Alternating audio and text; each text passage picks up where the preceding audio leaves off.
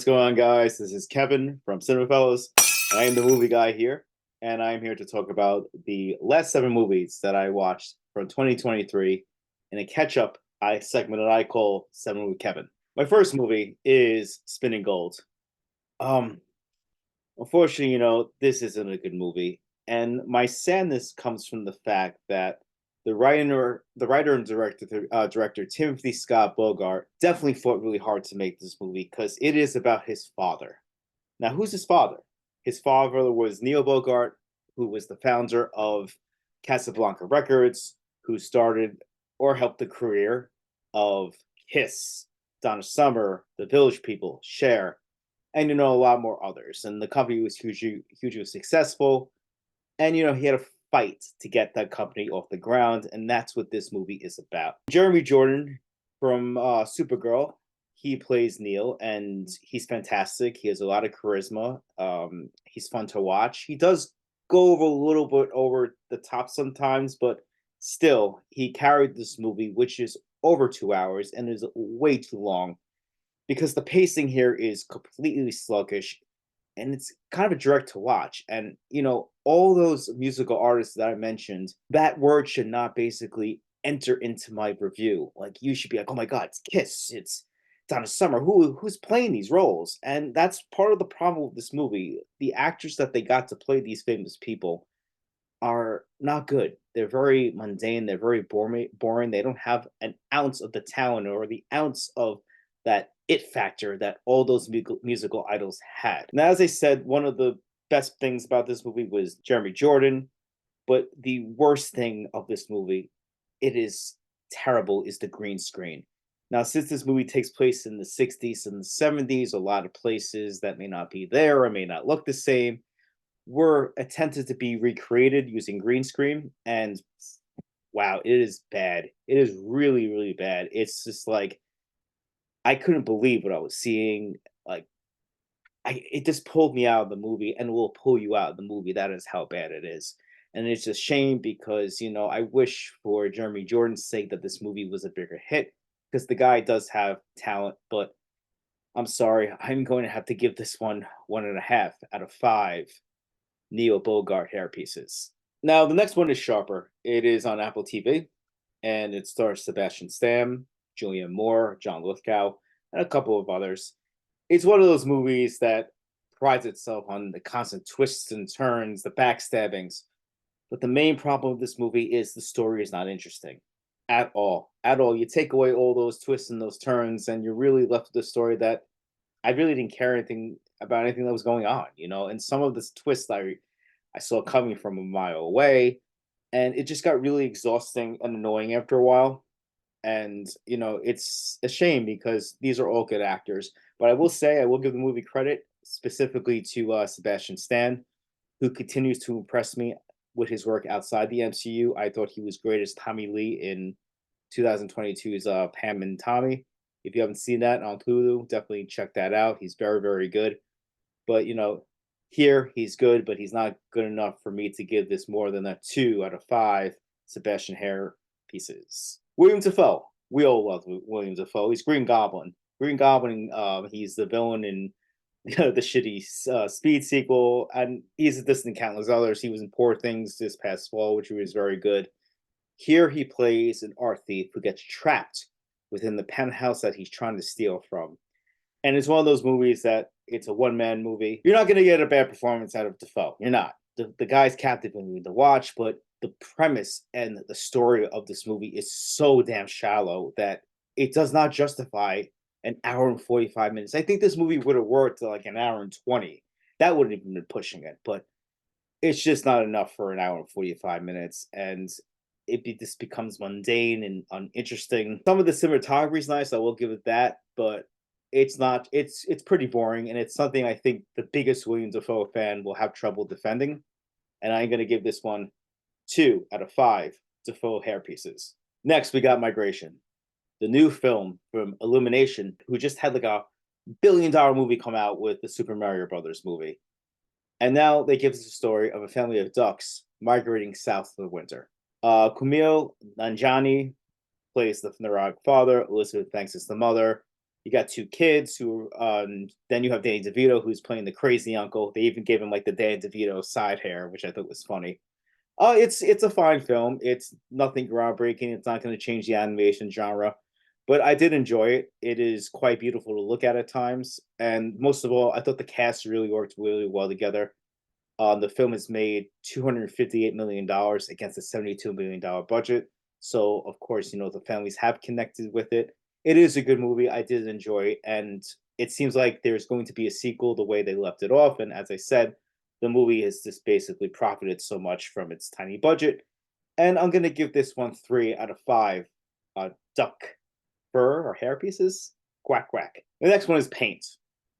Now, if you are not a fan of muted comedy with a low pulse, move on to the next review.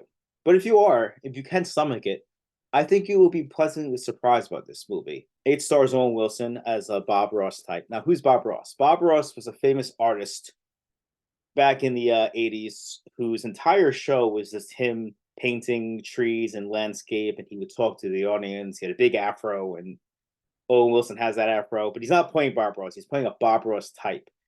And Bob Ross' show is very, very successful, and this is kind of a parody of it. And Owen Wilson plays a guy who is faced with his own ego and his own problems. And it took me a minute to get into this film. I'm not gonna lie. For 20 minutes into this film, I'm like, oh my god, I can't do it. I can't do this. I will never walk out of a film. I will never watch a film. But it was hard. But after I got the rhythm of this one, I kind of like enjoyed the comedy of it. It's not like funny, ha ha ha. It's very, very, very subtle comedy. So, I'm warning you, it's just very quiet. But, in the cast, you got the Goldbergs, Wendy McLennan Covey, Stephen Root, who played Milton in Office Space and countless other things. He's a great actor. You got newcomer Sierra Renee, who's pretty good, and Lucy Freyer, who I've never heard of, but she was pretty good in this movie. All doing solid work within the muted tone of this film. But my favorite performance is definitely Michaela Watkins, sorry, who really succeeds within this comedy. And I was like watching this, and I'm like, where have I seen this actress before? And I remember it was in 2012's Wanderlust, where she kind of played that same muted comedy within like that movie was probably that movie was much louder than this one, but I thought she was very good here, and she gave heart to the film, and she gave it a little more emotional depth that it needed. And you know, if you want to check out a film like a new actress or an actress you're not familiar with, definitely check her out in this film. I'm going to give this one a solid 3 out of 5. Owen Wilson fro hair pieces. For the last two reviews, I wanted to talk about two big exorcism possession films that came out in 2023. One with Russell Crowe, and one a sequel to one of the most famous ones ever. I think it's like the OG. So how were they? Were they good? Were they bad? Which one did I like better? The first one is The Exorcist Believer. I heard a lot of negative things about this film going in. I also had a lot of baggage with this one before sitting down because of David Gordon Green. David Gordon Green directed the worst movie, in my opinion, of 2022, which was Halloween Ends. I hated that movie. I think everyone hated that movie, especially the guys on the site. It wasn't really looking good for this film because it's another big horror film. And was he going to destroy another legacy? But in the end, I didn't hate it. It's not really a good movie. It's very clumsy in the direction. The pacing is off.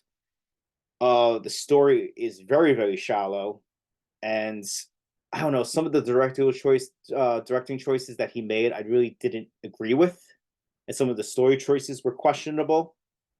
But some of it did work. I did like some of the practical effects. I like the makeup on the two girls because in this movie you get two possessed girls, not one, two. And I specifically liked Lydia Jewett, who played the black girl. The two girls, one's white, one's black. I thought Jewett was very, very good in this movie. She's very creepy. She works well within the confines of the makeup. She uses the makeup quite well.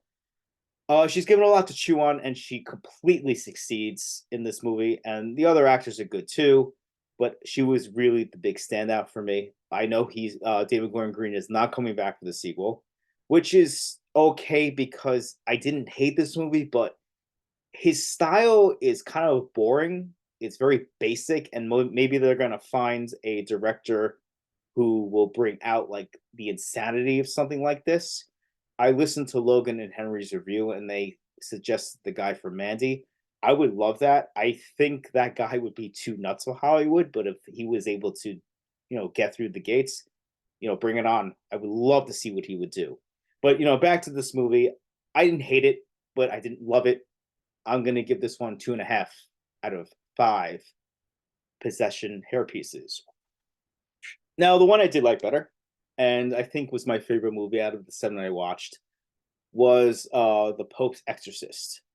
Now, Russell Crowe is given 100% here. He doesn't need to. He's an Oscar-winning actor. He was one of the bigger actors back in the 2000s. He's kind of withdrawn from the business a little bit. He pops up here and there. He was in Thor: Love and Thunder. Here, he was playing a priest, a little bit of a badass priest who drives a Vespa, who must extract an evil demon from a child's body. And he is very commanding in his performance, but he's actually quite funny too. I did laugh a lot at some of the one-liners that he was given here. He is given a very good backstory that connects him to the evil spirit a little bit better. I also want to shout out Daniel Zuvato, who plays the younger priest, who is the sidekick to Russell Crowe. I thought he was very good. He also gets his own backstory, and he is very convincing. They work very well together. He works well on his own. I thought director Julius Avery gave this a little oomph. He gave this a little juice. There was pretty good exorcism type sequences of horror in this film. A lot better than Exorcist Believer. I enjoyed some of the use of both the practical effects, and there's a lot of CGI, but Julius Avery uses it well. I thought it didn't look too hokey like it does in a lot of these films, and it just seems like they may try to do like a series of this, because at the end you find out there are a lot more possessions in the world, and maybe these two guys are going to go out. I would love to see these two guys back. They have great chemistry, Russell Crowe and Daniel Zavudu. I really enjoyed this movie. It was insane, and it was just something I just kicked back and watched and had a good time with.